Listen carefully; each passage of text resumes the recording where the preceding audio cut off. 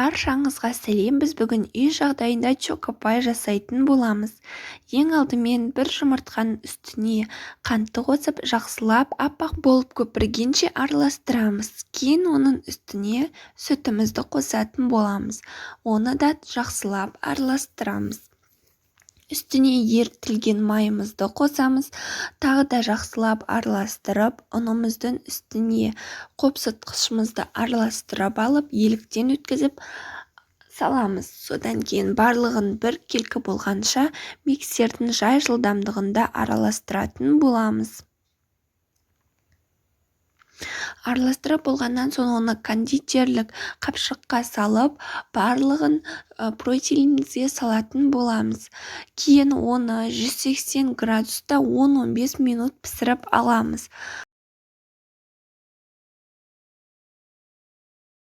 Ал енді кремін жасаймыз. Желатин үстіне су қосып, бөлек ыдыста қант, су, лимонды қосып араластырмай 5-6 минут қайнатамыз. Содан кейін біздің печеньелерімізді форманың немесе стаканның көмегімен домалақ қылып кесіп аламыз. Кейін біздің жаңағы желатинімізді 15 минуттан кейін оны миксерлеп, жаңағы ыстық сиропымызды құятын боламыз ыстық күйінде. Содан кейін аппақ болып көпіргенше араластыратын боламыз.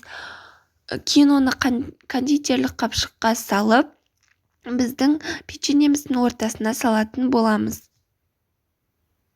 Содан кейін осындай чоко-пайдың формасына келтіреміз. Осы жасағанымызды жарты сағатқа холодильникке қойып қоямыз. Кейін алғаннан соң шоколадымызды ерітіп алып, барлығын шоколадқа малып, шоколадымыз ерігенше тағы да холодильникке салып қоямыз.